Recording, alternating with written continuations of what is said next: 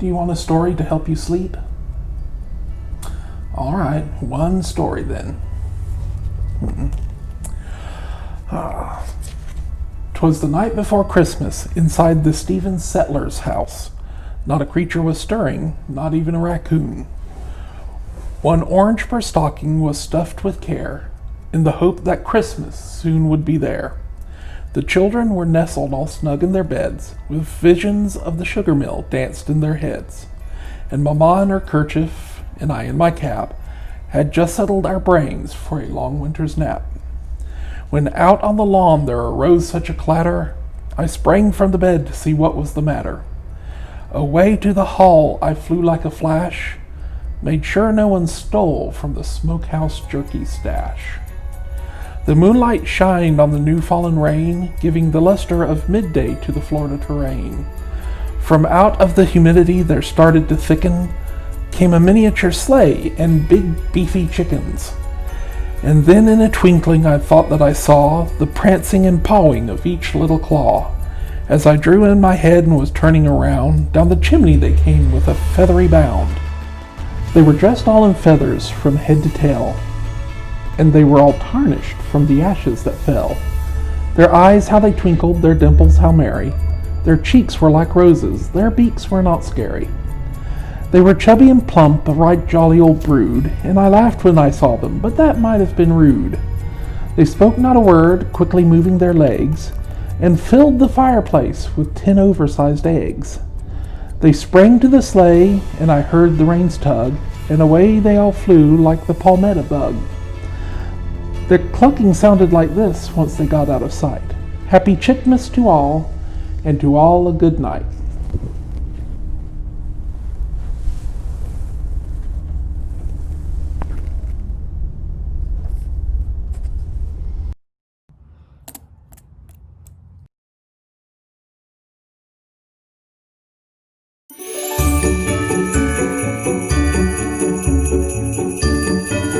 One of our most popular holiday crafts is the pomander. A pomander is a piece of fruit with herbs or spices. Our pomander is an orange with cloves. You can put the cloves in all kinds of different patterns on the orange.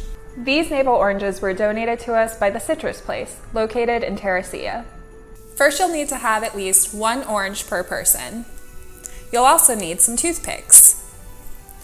Don't forget your cloves, and anything else you might need to clean up. Let's get our ingredients.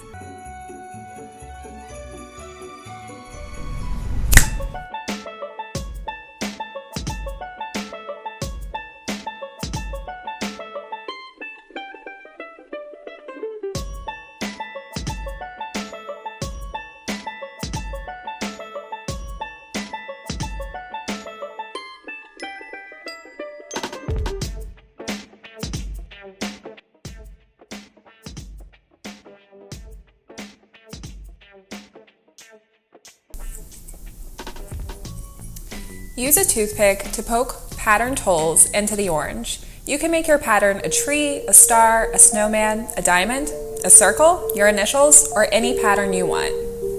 You're going to place cloves into the holes you made with the toothpick.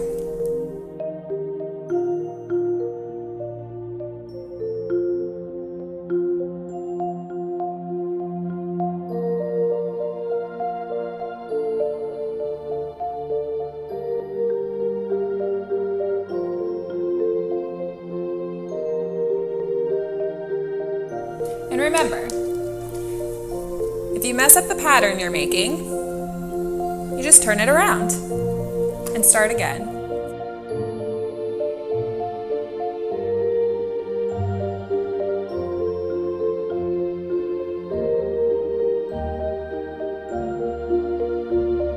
And now we have a happy little orange. Now you can place your finished pomander wherever you'd like. You can place it in a bag and give it as a gift. Or you can keep your pomander as decoration, maybe as the centerpiece in the kitchen. And they smell wonderful. The orange gives it a refreshing citrus scent, and the cloves smell earthy, warm, and spicy. So give it a try.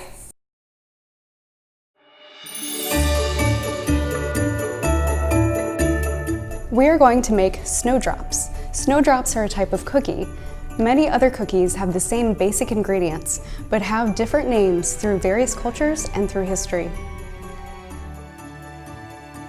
We'll be using a modified recipe from our Mumselle cookbook.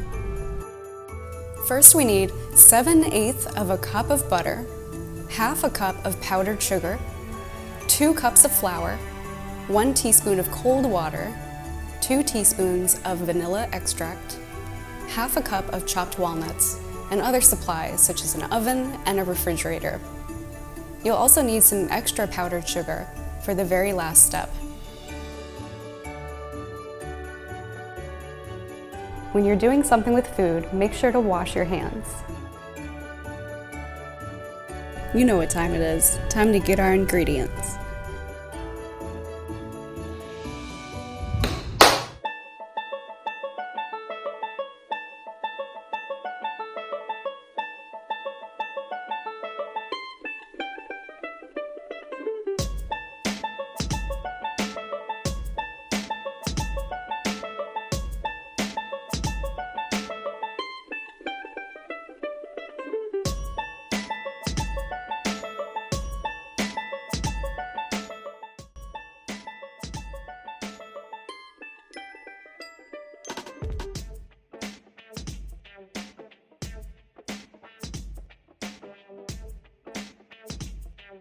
Start with your butter, and you're going to want to mix it. And what you're really trying to do is just to get it creamy. And it helps if it's room temperature. Once it's creamy, add the powdered sugar and mix those together.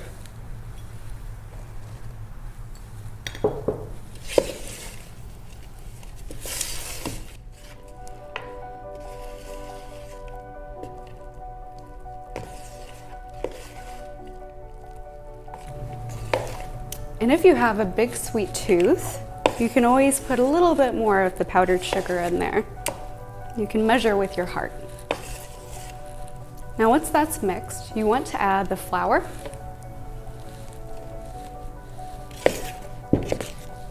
and the walnuts.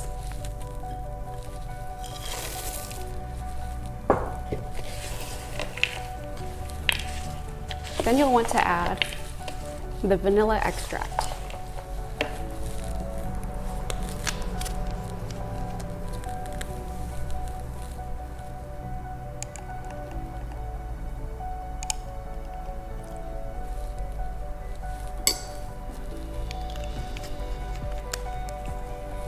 And remember, for the vanilla extract, it's 2 teaspoons. And for the cold water, it's 1 teaspoon. And then you'll want to mix that really well.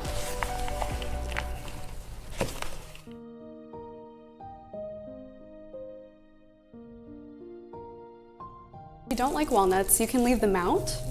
You can substitute them with pecans, or you can add something else completely. You can chop up some cherries and throw those in there. If you want it a little sweeter, you can throw in some chocolate chips or a bit of lemon extract.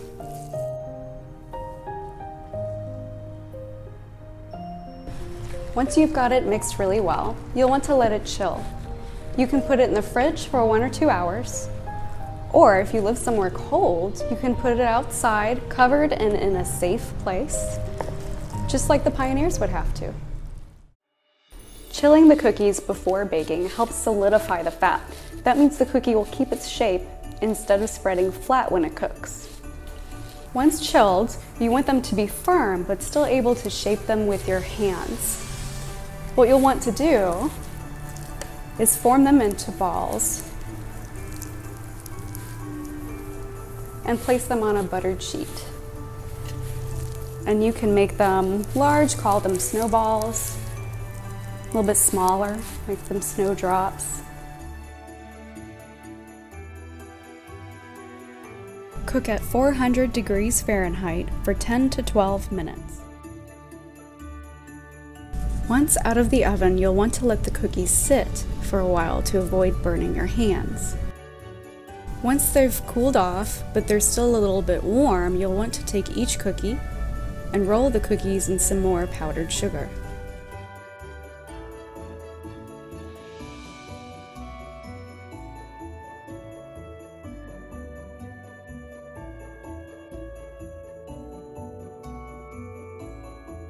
You can also sprinkle more powdered sugar on top.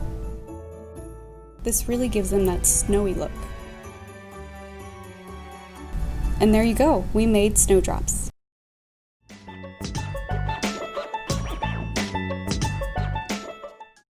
Now you can place your pomander wherever you'd like. You can place it in a bag and give it as a gift.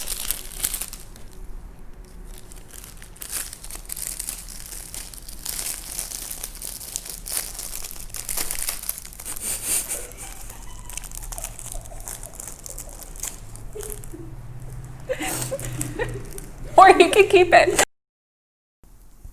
And remember, if you mess up your pattern, that was wrong. Rachel, I showed the pretty side. Okay. And if you want, you can just make one really big one, like this.